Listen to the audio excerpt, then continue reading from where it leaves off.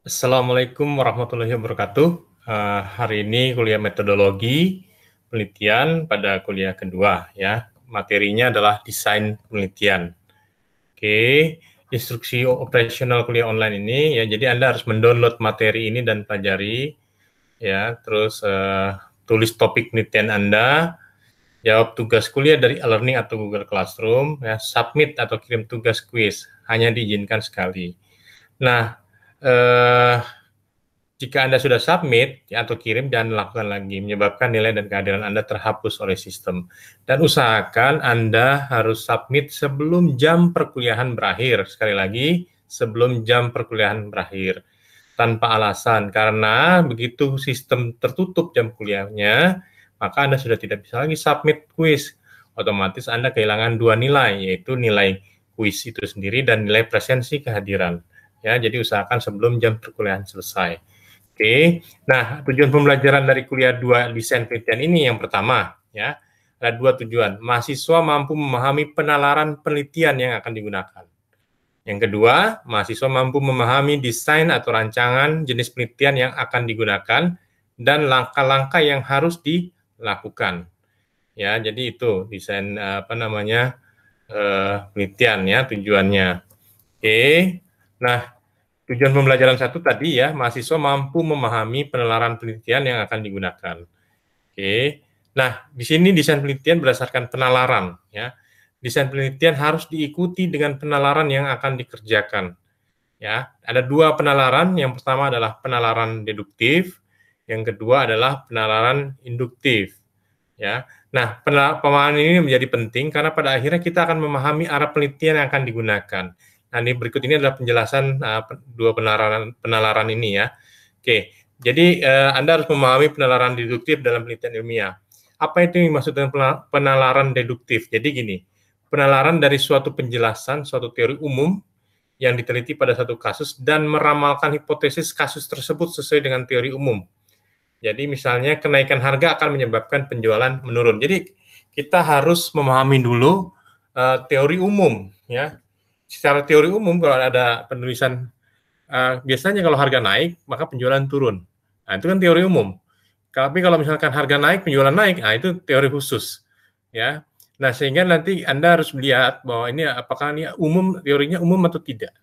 Kalau dia bicaranya adalah teori umum berarti penalaran deduktif ya. Teori umum itu ya. Contohnya adalah kenaikan harga HP Samsung maka penjualan HP Samsung akan semakin turun. Itu logikanya kan begitu ya. Jika harga HP Samsung naik maka penjualan HP Samsung akan turun, atau penaikan harga HP Xiaomi menyebabkan penjualan HP Xiaomi turun ya. Nah, sehingga kita dapat susun hipotesis yang dapat disusun sebagai berikut. H0 sama dengan 0. Ingat ya, H0 sama dengan 0. Artinya tidak ada pengaruh kenaikan harga HP Samsung terhadap penjualan HP Samsung. Kenapa? Karena H0 sama dengan 0. H0 sama dengan 0 itu artinya tidak ada pengaruh. Ya, ingat, sama dengan 0 tidak ada. 0 itu artinya tidak ada gitu ya. Tidak ada pengaruh ya kenaikan harga HP Samsung. Nah, kalau H alternatif, hipotesis alternatif tidak sama dengan 0, artinya kebalikannya. Ya, tidak sama dengan 0 berarti ada pengaruh. Jadi kalau tidak sama dengan 0 berarti kan selain 0 ya. Tapi kalau sama dengan 0 berarti 0, tidak ada. Ya, jadi kalau Anda menyusun harus paham H alternatif itu tidak sama dengan 0. Kalau tidak sama dengan berarti ada. Ya, berarti ada pengaruh kenaikan harga HP Samsung terhadap penjualan HP Samsung. Nah, yang kedua adalah penalaran induktif dalam penelitian ilmiah. Penalaran induktif itu penalaran dari penjelasan observasi fakta yang diteliti akan menjadi generalisasi empiris yang dapat diterima sehingga menjadi teori umum. Misal gini, teori umum kenaikan harga menyebabkan penjualan turun ya, itu kan teori umum ya. Teori umum artinya udah pastilah kalau harga naik penjualan turun. Namun kenyataannya pada kasus HP merek Apple saat membuat HP kelas low end, penjualan HP tersebut malah tidak laku dan tidak diminati sehingga menjadi produk gagal di pasaran. Jadi pernah Anda lihat sudah handphone Apple mereknya yang kecil ya, HP Android kecil, HP Apple 5 apa kalau salah tuh ya. Ternyata penjualannya jeblok, nggak laku ya. Tadinya mau masuki Apple tuh mau masuki ke pasar kelas low end, malah nggak laku. Ya, gagal. Akhirnya sekalian aja dibuat HP-HP mahal kan. Pernah dengar kan, pernah lihat bahwa di Singapura harga HP 50 juta Apple yang antri dari sehari sebelumnya. ya, aneh gitu ya. Nah, jadi semakin mahal handphone merek Apple ini, penjualan semakin banyak gitu ya. Ya, jadi kita lihat ini kan terbalik dengan teori umumnya ya. Namun kita lihat di sini ya, terlihat bahwa hasil uji hipotesisnya berlawanan dengan teori umum. Sehingga apa? Semakin murah harga HP merek Apple akan menyebabkan penurunan penjualan. Ya, terbalik ya. Jadi memang pada kasus-kasus tertentu ya, produk-produk lux ya, produk antik ya, itu berlawanan dengan teori umumnya. Ya, barang antik semakin murah semakin ini, ya nggak mau orang beli, ngapain? Apa bedanya gitu kan? Nah, tapi kalau dia barang antik semakin mahal, ya semakin banyak pemburunya gitu ya, kolektornya gitu ya. Nah, ini yang terjadi. Nah, jadi dia akan lama-lama akan diterima oleh menjadi teori umum ya. Contohnya kan barang antik semakin mahal semakin diminati oleh kolektor, kan akhirnya berbanding terbalik dengan teori umum. Maka harga harga barang semakin murah, maka penjualan makin banyak. Atau harga mahal harga semakin mahal, penjualan semakin harga semakin turun, penjualan semakin banyak, atau harga semakin tinggi, penjualan semakin sedikit. Itu kan teori umum. Tapi kalau harga HP merek Apple ini terbalik, ya barang antik terbalik ya. Tas, contoh tas yang dipakai Syahrini itu ya misalnya. Ya, harganya bukannya semakin murah, semakin mahal justru makin diburu orang. Kalau semakin murah ngapain orang beli? Beli aja Tanah Abangan gitu ya. Nah, jadi ini berbanding terbalik dengan teori umum yang berlaku. Nah, sehingga menjadi teori umum yang bisa diterima untuk barang-barang lux, barang-barang antik ya. Itu menjadi teori umum bahwa semakin mahal semakin tinggi penjualannya. Nah, terus menghasilkan teori baru yang dapat diterima tadi ya, bahwa HP merek Apple mengisi segmentasi pada barang lux yang diminati untuk meningkatkan gengsi penggunanya. Ya, coba ya kita lihat kenapa ada segmentasi pasar barang mobil lux. Ya, kan tuh harganya semakin mahal semakin dikejar orang yang mampu ya. Nah, tapi kalau makin murah orang malas dijual sama dia, gitu ya. Itu yang terjadi. Nah, jadi memang pada teori-teori umum ya, dibandingkan muncul teori khusus untuk barang-barang tertentu. Nah, ini jadi teori ini beberapa kasus adalah teori induktif. Jadi kita lihat di sini ya, penalaran itu kan nalar ya, semakin mahal maka semakin sedikit yang beli, itu nalar itu kan. Semakin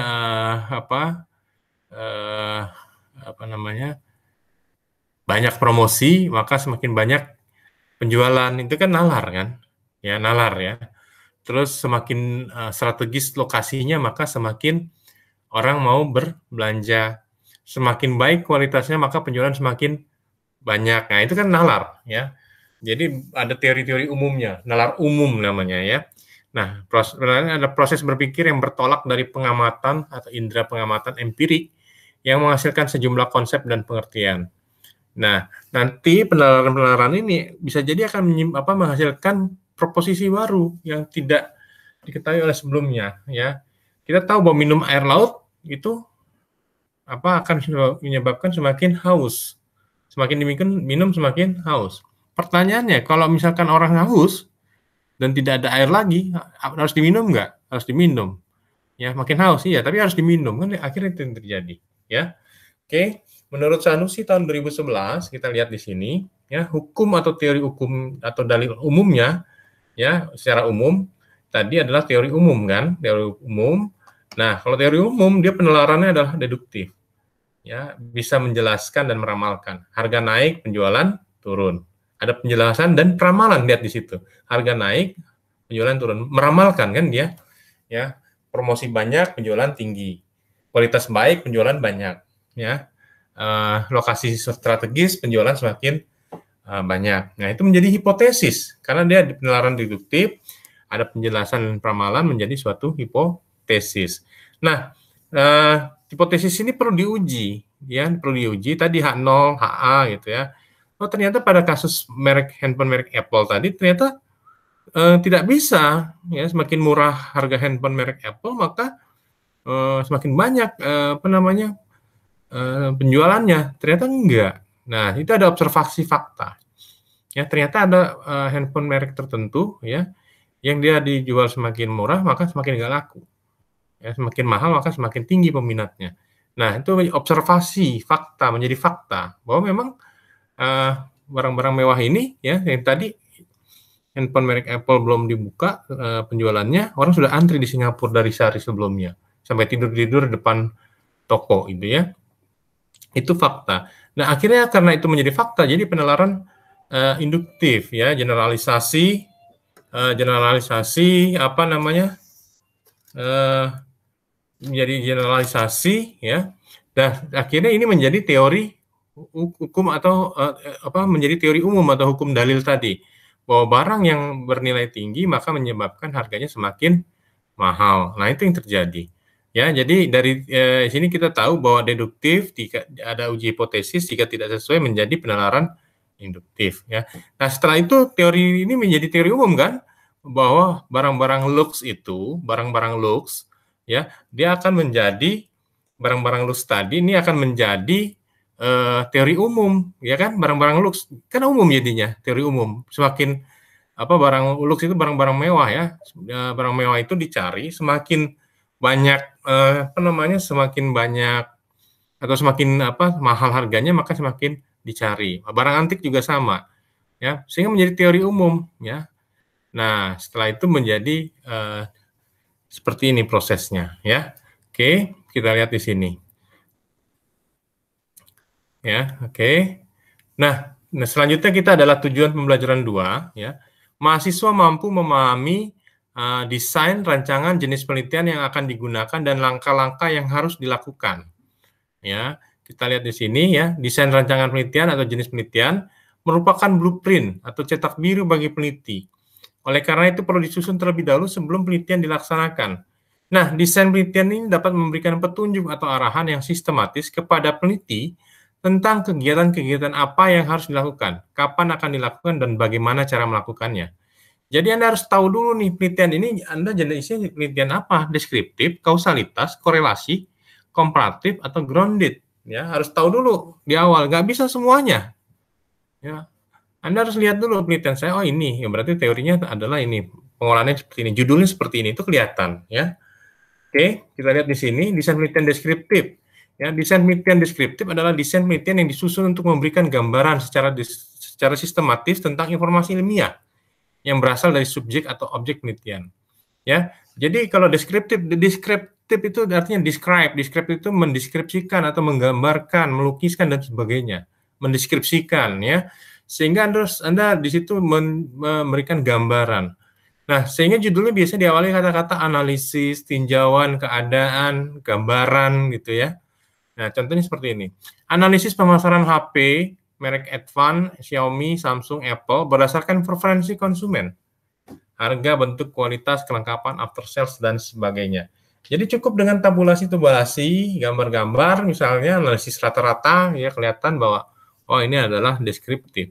Atau misalkan bercerita handphone merek Xiaomi, Samsung itu seperti apa, ya pemasarannya, harganya, promosinya dan sebagainya. Nah, itu bisa menjadi suatu desain penelitian deskriptif ya. Jadi ingat kata-kata awalnya ya, analisis, tinjauan, keadaan, gambaran ya, itu adalah penelitian deskriptif. Nah, selanjutnya langkah-langkah penelitian deskriptif ini ya, kita merumuskan masalah penelitian, merumuskan tujuan penelitian, mengkaji pustaka, yaitu menelaah teori yang relevan, menentukan sampel yang representatif, menyusun instrumen penelitian, menyimpulkan data, menganalisis data, dan menarik kesimpulan.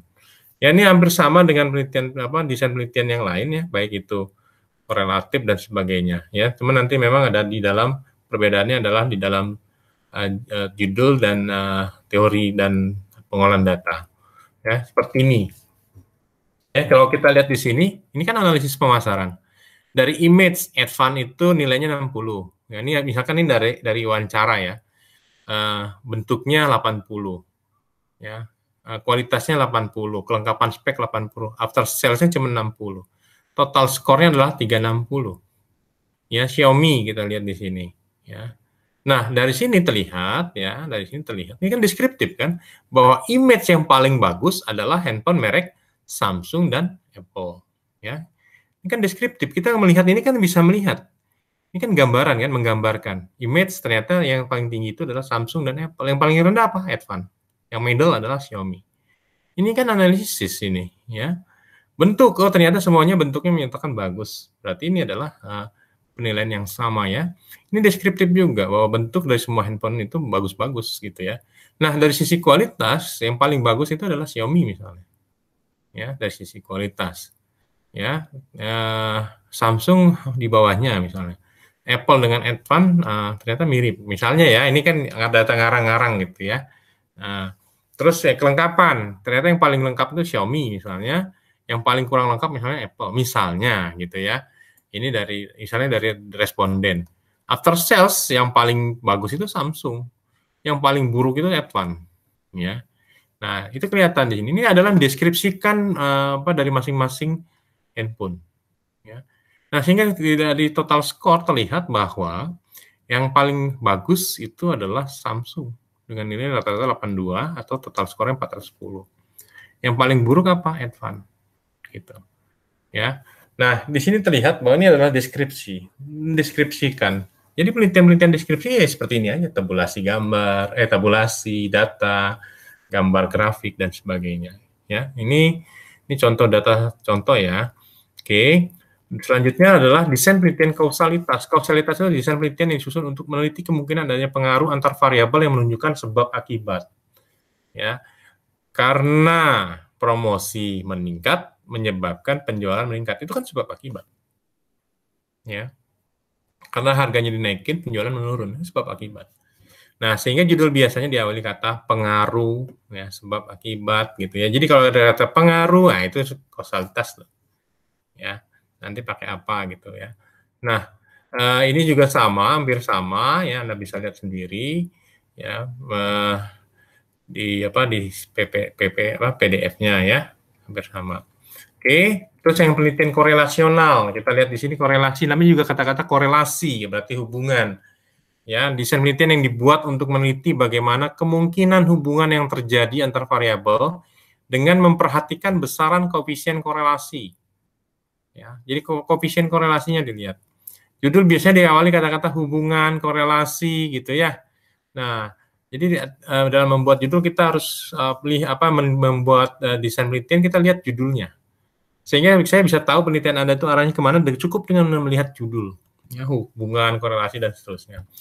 Langkah-langkah penelitian korelasional tidak berbeda jauh dengan desain penelitian kausalitas, karena penelitian korelasi pada umumnya ingin melakukan verifikasi teori. Jadi hampir sama aja. Ya, hampir sama aja. Nah, selanjutnya adalah penelitian komparatif. Komparatif dari kata-kata compare, membandingkan, melihat perbedaan, gitu ya. Nah, sehingga ini adalah desain penelitian yang dibuat untuk meneliti perbandingan sesuatu. Perbandingan tersebut antara lain kasus, materi atau barang, metode, dan sebagainya. Judul biasanya diawali kata perbandingan, komparasi, perbedaan, dan sebagainya.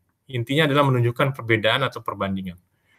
Nah, langkah-langkahnya juga sama dengan korelasional ya atau kausalitas karena ingin melakukan verifikasi teori. Ya, jadi Anda ingat ya, komparasi ya berarti perbandingan, komparatif, perbedaan dan sebagainya.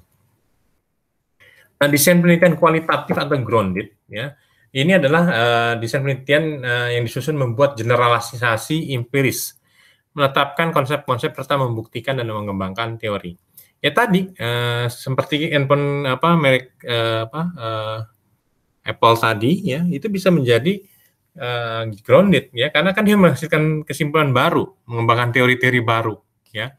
Atau misalnya dari beberapa narasumber ternyata membuktikan bahwa suatu kasus itu ya bisa menghasilkan teori baru. Contohnya seperti apa? Contohnya misalnya penggunaan alat ya, bahwa alat ini akan menyebabkan efisiensi. Nah, itu kan dari narasumber ya, bukan dari responden, beda.